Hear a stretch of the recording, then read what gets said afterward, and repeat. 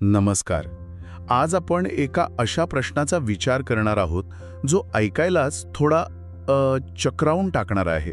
कुठला प्रश्न? की ज्याला आपण सृष्टीचा नियंत्रक मानतो, म्हणजे भगवान शंकर, त्यांना खरोखरच कोणी कैद करू शकतं का? अरे बापरे, कल्पनाच वेगळी आहे. हो ना, होणारी आहे. अगदी.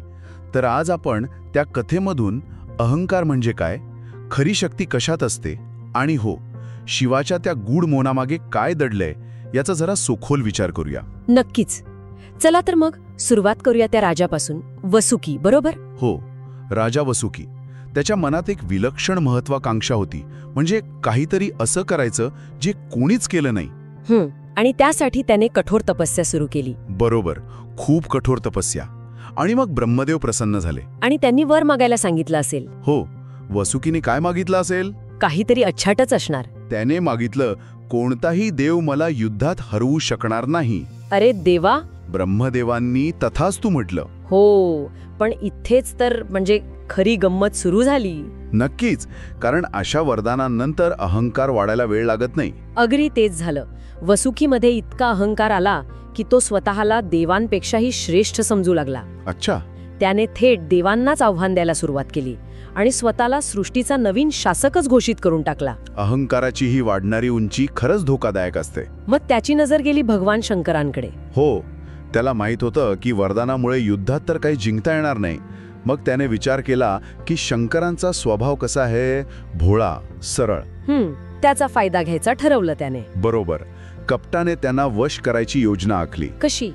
त्याने एका भव्य यज्ञाचं आयोजन केलं आणि शंकरांना अगदी आदरपूर्वक आमंत्रण पाठवलं. आणि शंकर, ते तर भोळेच, गेले असणार. हो, अगदी सहजपणे त्या यज्ञात आले आणि नेहमीप्रमाणे एका जागी शांतपणे डोळे मिटून ध्यानमग्न झाले. हीच संधी साधली असणार वसुकीने. अगदी. त्याने मायेच्या आणि मंत्रशक्तीच्या जोरावर शंकरांभोवती एक शक्तिशाली ऊर्जा चक्रव्यूह तयार केला. बापरे. आणि मोठ्या गर्वाने घोषणा केली, पहा, महादेव आता माझ्या यज्ञात माझ्या नियंत्रणात बंदी आहेत. पण शंकर, त्यांनी काही प्रतिक्रिया दिली? आश्चर्य म्हणजे काहीच नाही. शंकर शांतच राहिले, डोळे मिटलेले. कोणताही विरोध नाही, कोणतीही प्रतिक्रिया नाही. जणू काही घडलंच नाहीये. हे खूपच अनपेक्षित आहे. पण शिवाच्या या स्थिरतेचा, या मौनाचा परिणाम तर झाला असणार ना सृष्टीवर? परिणाम? भयानक परिणाम झाला. संपूर्ण सृष्टीत असंतुलन माजलं. पृथ्वी हादरू लागली. काय सांगताय? हो, नद्यांचे प्रवाह उलटायला लागले. ऋतुचक्रच बिघडून गेलं. देव सगळे घाबरले. गोंधळ उडाला.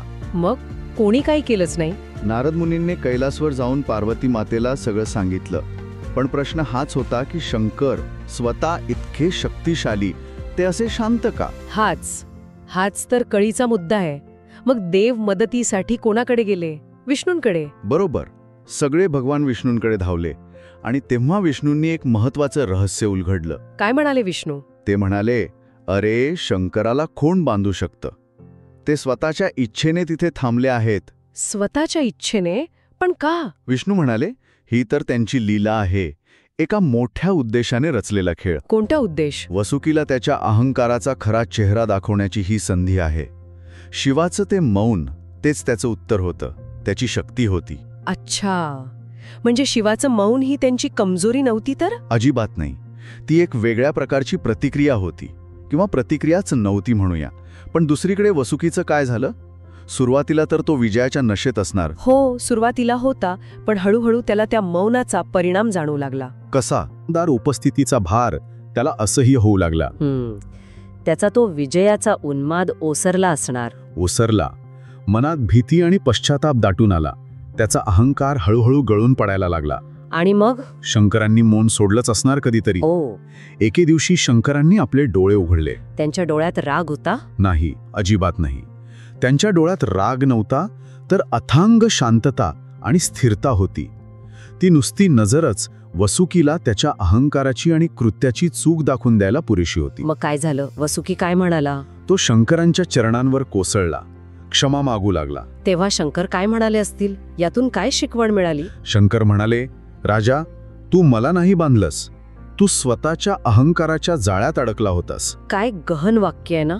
हो ना, पुढे ते म्हणाले, खरी शक्ती दुसऱ्याला नियंत्रणात ठेवण्यात नसते, तर स्वतःला ओळखण्यात असते, स्वतःच्या मर्यादा, स्वतःचा अहंकार यावर विजय मिळवण्यात असते. म्हणजे खरी शक्ती नियंत्रणात नाही तर शरणागतीत असू शकते, असं काहीसं. अगदी.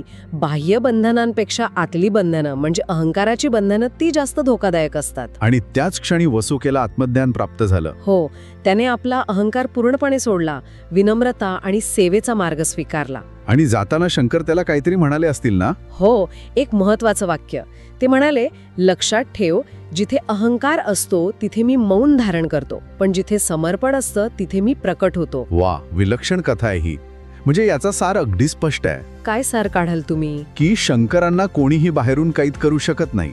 वसुकीचा प्रयत्न फसला, पण त्या फसलेल्या प्रयत्नातूनच त्याला स्वतःची खरी ओळख पटली. बरोबर.